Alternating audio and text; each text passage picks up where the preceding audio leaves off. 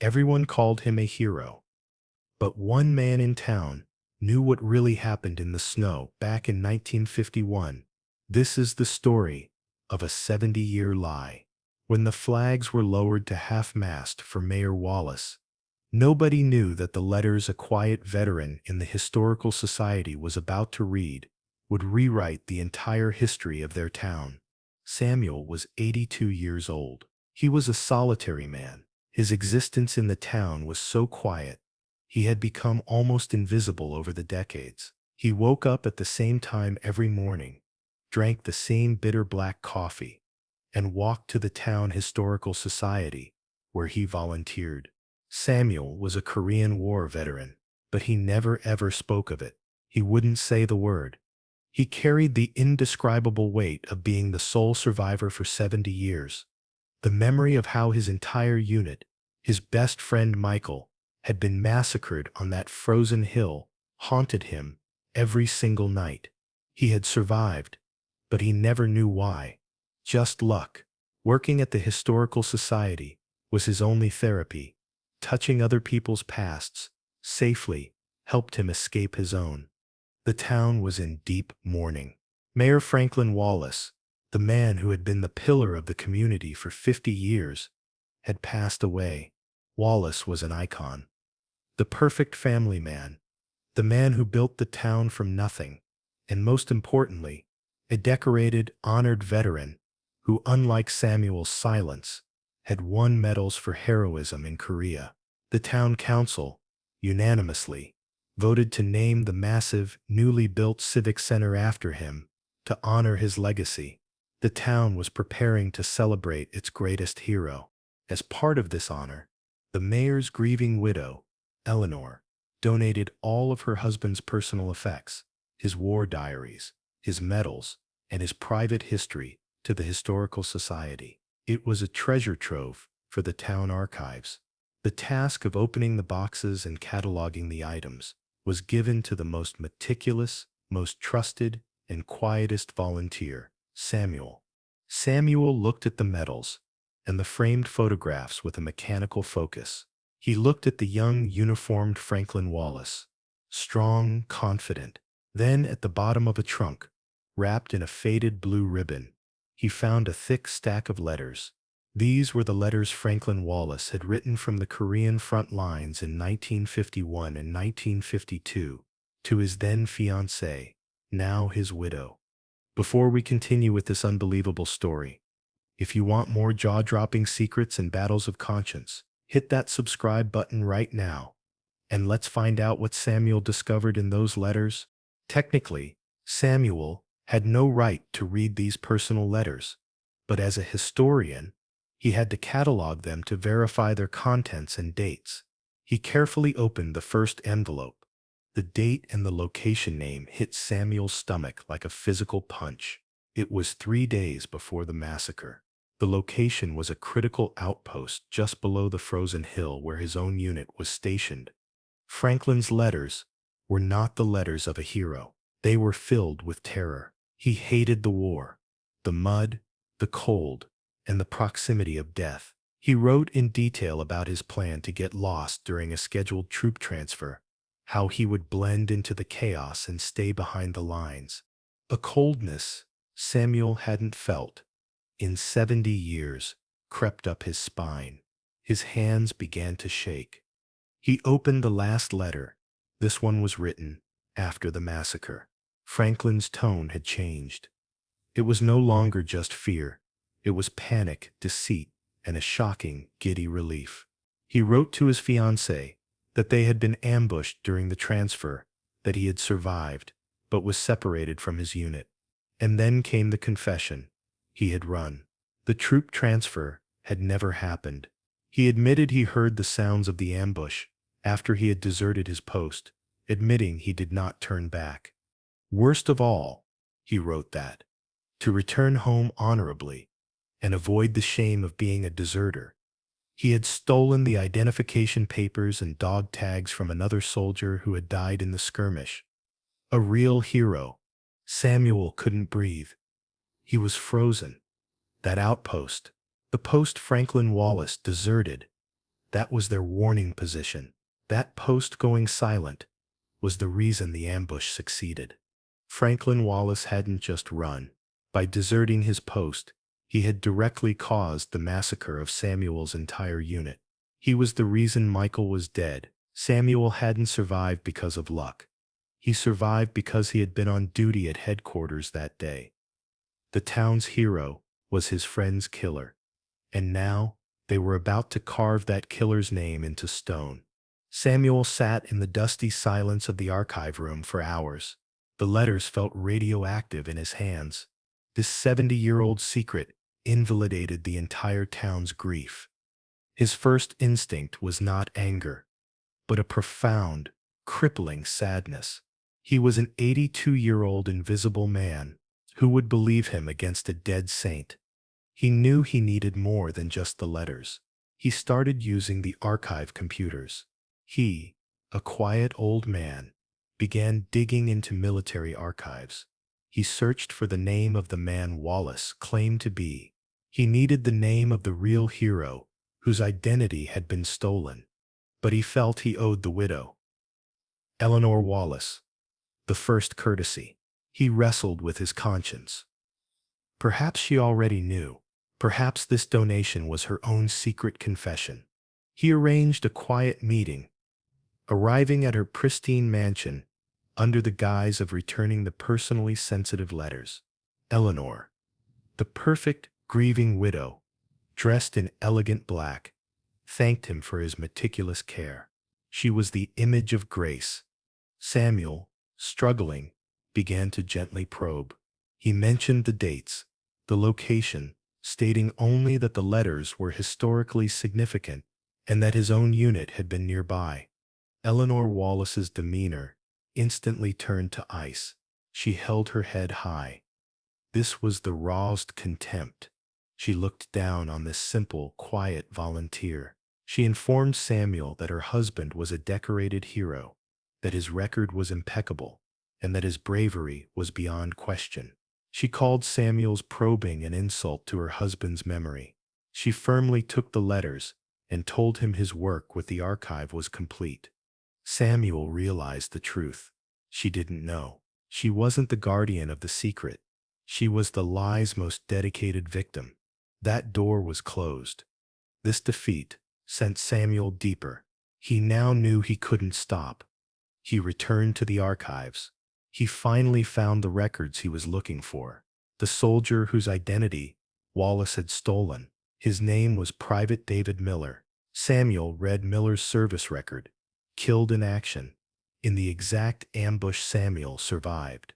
Awarded a medal posthumously.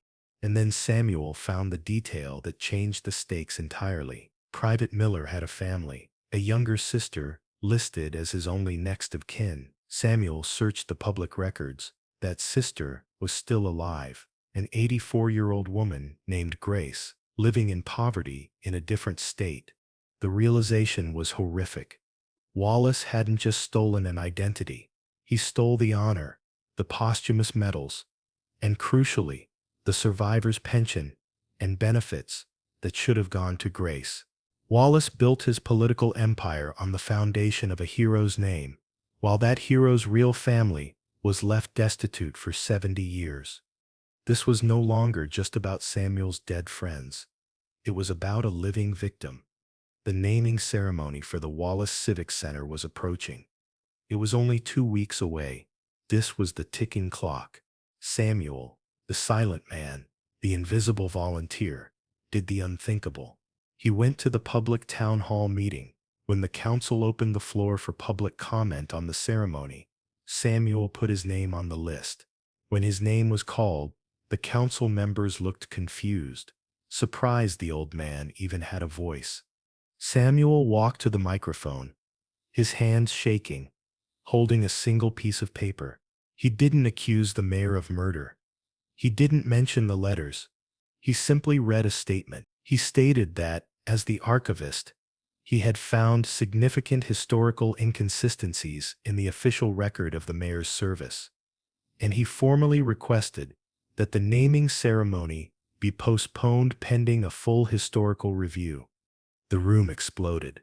The council, and the mayor's eldest son, the new anointed leader of the town, Franklin Wallace Jr., reacted with absolute fury.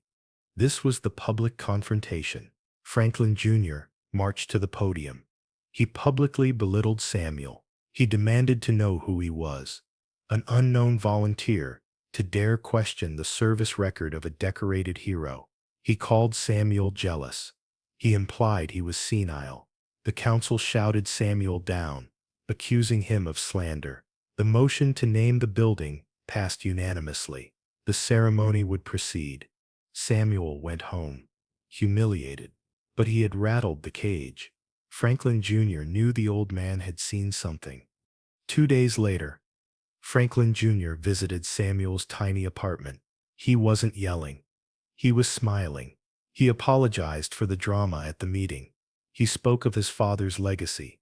Then, he offered a generous donation from the Wallace Family Foundation to the Historical Society, enough to fund it for a decade if Samuel would agree to stop confusing the public and forget the minor inconsistencies he had found. It was a bribe, a polite veiled threat. Samuel looked at the arrogant man, so much like the photograph of the young deserter in the letters. He quietly told Franklin Jr. that the history of his dead comrades was not for sale. He refused the money.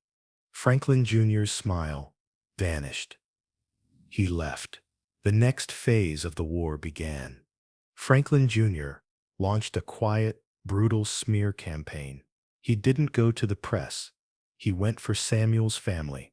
He found Samuel's estranged son and daughter, who lived states away and rarely spoke to their father. Franklin Jr. called them personally. He explained that their father, Samuel, was suffering from severe delayed PTSD and dementia. He told them their father was having delusions, making up terrible stories, and dishonoring the legacy of the town's greatest hero.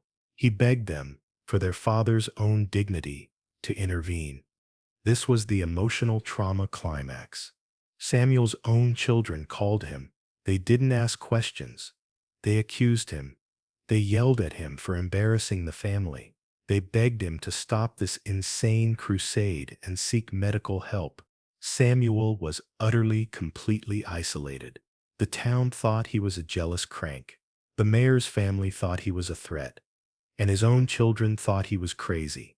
He was 82 years old, holding a truth that nobody wanted to hear, fighting for men who had been dead for 70 years. He went back to the archive room. He took out the bundle of letters. He was defeated. He held them over the trash can. He was just an old man. He should just let the dead rest, let the lies stand. But he couldn't. He looked at the other name on his desk. Grace, the sister of the real hero, Private David Miller. He couldn't get justice for his friends, but he could get justice for her. He put the letters in his bag. He took his small pension savings and bought a bus ticket. He traveled 2 days to a small, poor town in the next state. He found Grace. She was 84, living in a tiny rented room. She was frail, but her eyes were sharp. He introduced himself. He told her he served with a man named David Miller. Her entire demeanor changed. She confessed, her voice shaking, that she had spent 70 years trying to find out what really happened to her brother. The military report just said, missing, presumed killed in action. She never got his medals. She never got his pension. She always knew the story was wrong. Samuel sat with her, and gently he took out Franklin Wallace's letters. He read Wallace's own confession to her.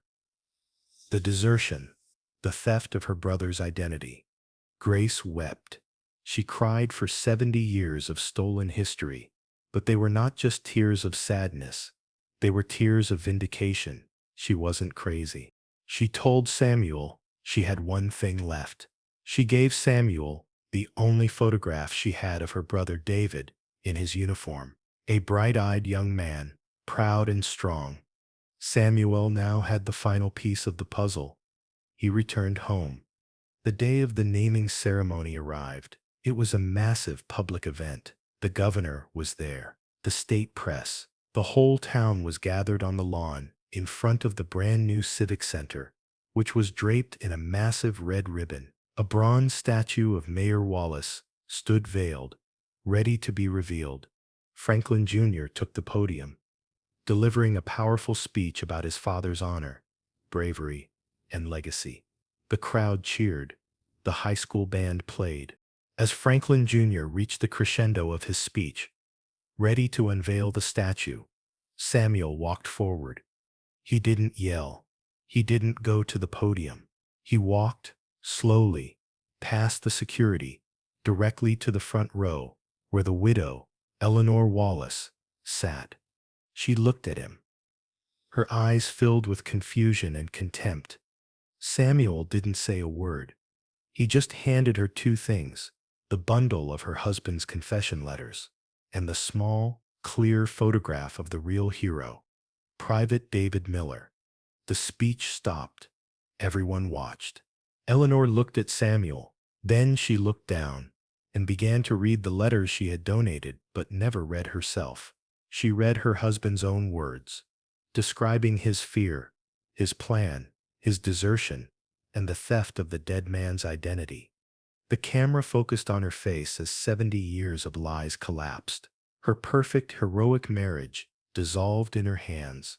She looked at the photograph of the stranger, Private Miller, the man whose honor her husband had stolen. Her face crumbled. This was the slow, emotional breakdown. She stood up, walked past her horrified son, took the microphone from the podium, and her voice shaking but clear, she looked at the silent, horrified town, and she read her husband's confession letter aloud to the world. The town was speechless. Total, profound shock. The ceremony was canceled. Franklin Jr. was ruined, his father's lies exposed by his own mother. The statue was never unveiled. An official military investigation was launched. Private David Miller, the real hero, was awarded his medals posthumously.